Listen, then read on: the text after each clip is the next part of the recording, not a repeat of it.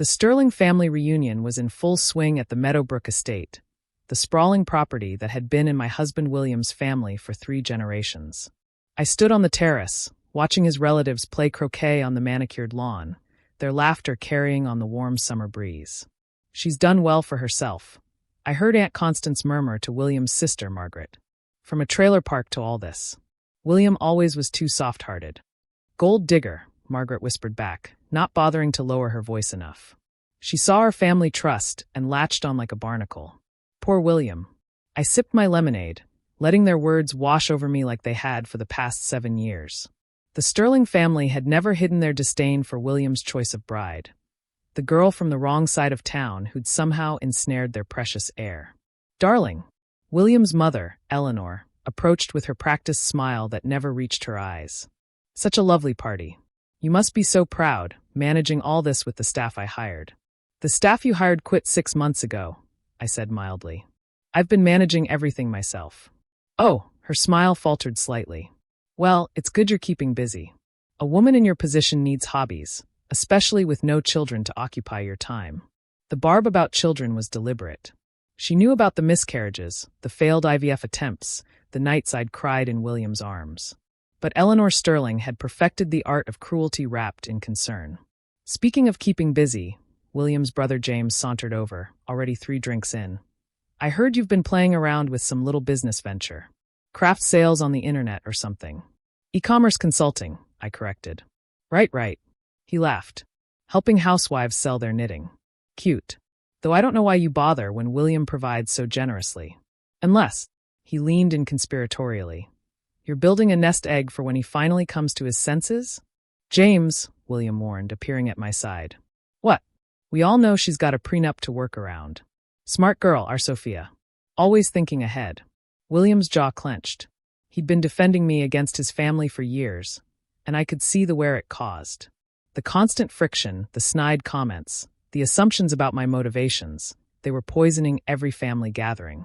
"Actually," I said, setting down my glass, "let's talk about that prenup." "Sophia," William touched my arm gently. "You don't have to." "No, I think it's time."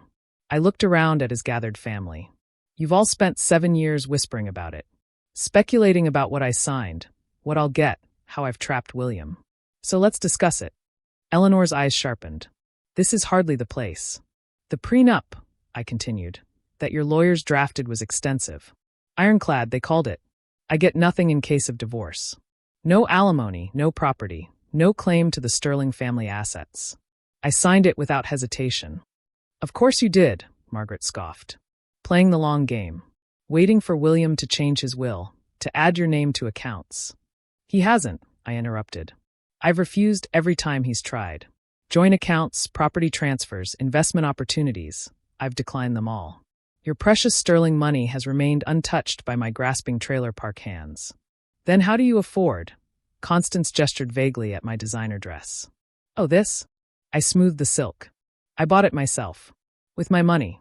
From my little business venture." James snorted. "Right. Your craft consulting." William stepped forward, his face flushed with anger. "That's enough. All of you. Sophia has built something incredible, and you're too blinded by your prejudice to see it." "William, darling," Eleanor said soothingly, "we're only looking out for your interests." "No," he said firmly. "You're not. You never have. And I'm done." He pulled an envelope from his jacket. "I was going to wait until after the party, but since we're having this conversation."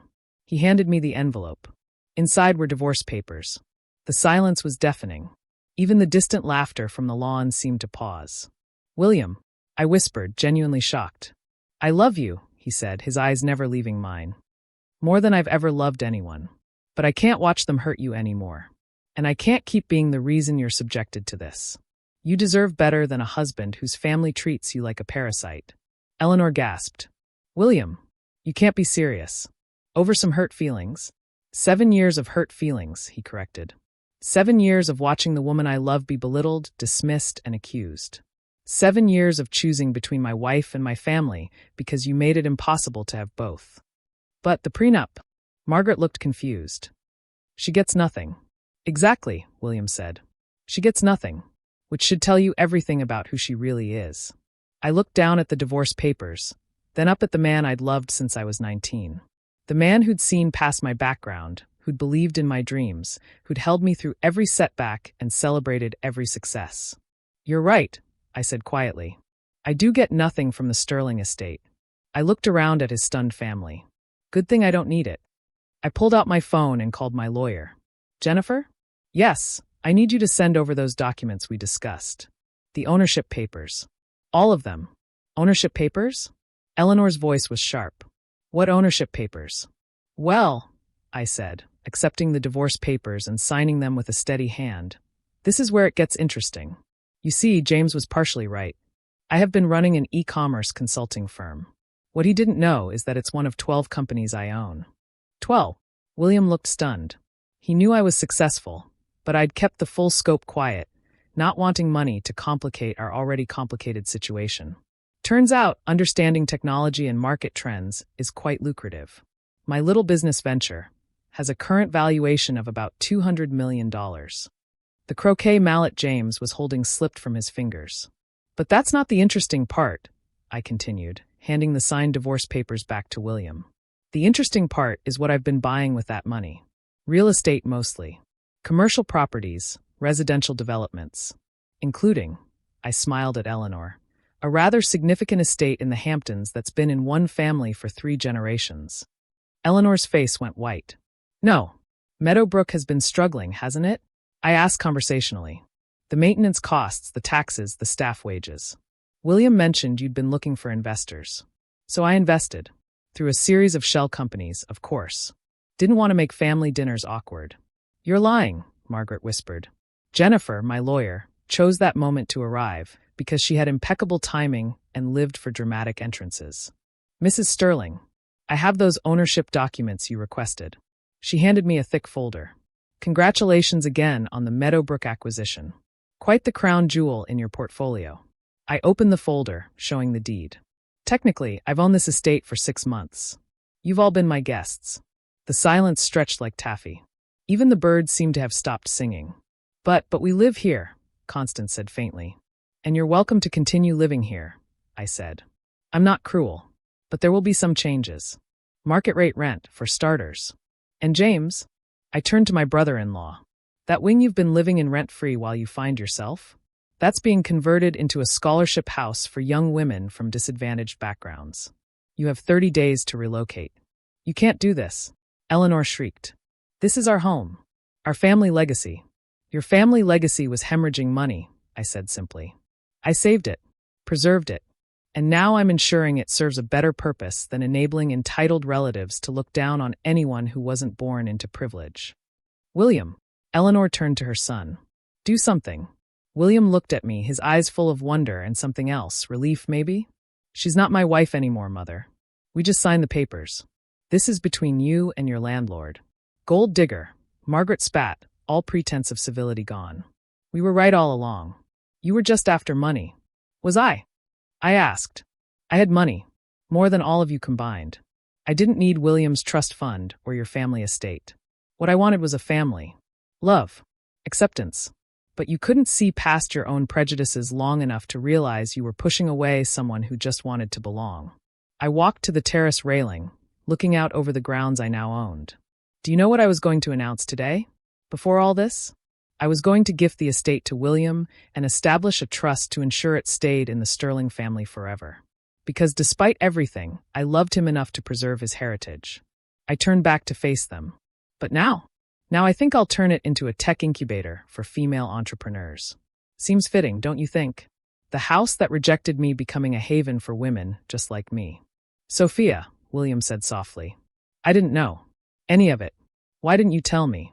"Because I wanted you to love me for me, not for what I could provide. And you did." I smiled at him sadly. But love isn't always enough when it comes with a family determined to destroy it. Eleanor sank into a chair, finally understanding the magnitude of her miscalculation. "The divorce, you get nothing from William. But I get everything else," I finished. "Funny how focused you were on protecting the Sterling assets. You never noticed I was acquiring them all perfectly legally." "There must be something we can do," James said desperately. "This is illegal. Fraud. Something." Jennifer spoke up, clearly enjoying herself. Everything was done through proper channels. Fair market value was paid. All taxes filed correctly. Your family's financial distress and need for capital is well documented. There's nothing illegal about purchasing available assets. Even if the seller doesn't know who's buying, Margaret demanded. Especially then, Jennifer confirmed. Shell companies exist for exactly this purpose. Privacy in business transactions. I gathered my things, preparing to leave the party, and the life I'd spent 7 years building. The rental agreements will be sent to each of you within the week. Below market rate, because despite everything, I'm not vindictive. Just done. Where will you go? William asked quietly. I have a penthouse in the city. One of several properties I own. I'll be fine. I paused. Will you? He smiled, though his eyes were sad. I'll be better than fine. I'll be free. He looked at his stunned family. We both will. As I walked toward the house, my house, Eleanor called out one last time. Sophia, we can work this out. We're family.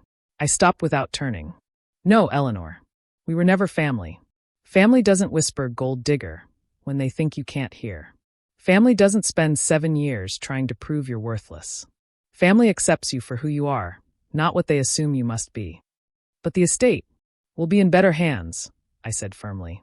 Hands that build instead of tear down. Hands that welcome instead of exclude. Hands that know what it's like to be told they don't belong.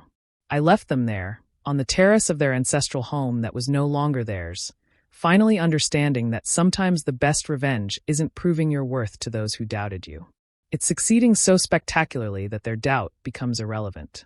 The divorce was finalized within a month. William and I parted as friends, both freed from the toxic dynamics that had poisoned our marriage. He sent me a text the day he moved out of Meadowbrook. Thank you for showing me who they really are. And who you really are. I'm sorry I couldn't protect you better. I replied. You loved me. That was enough. Be happy. The Sterling family tried everything. Legal challenges, social media campaigns, even attempting to buy back the estate at twice what I'd paid.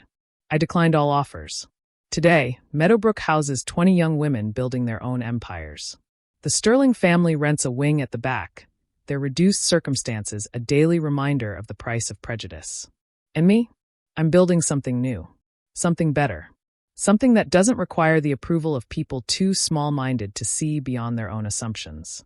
Turns out, the girl from the trailer park didn't need to marry into wealth and status. She could buy it all herself, and then give it away to those who deserved it more.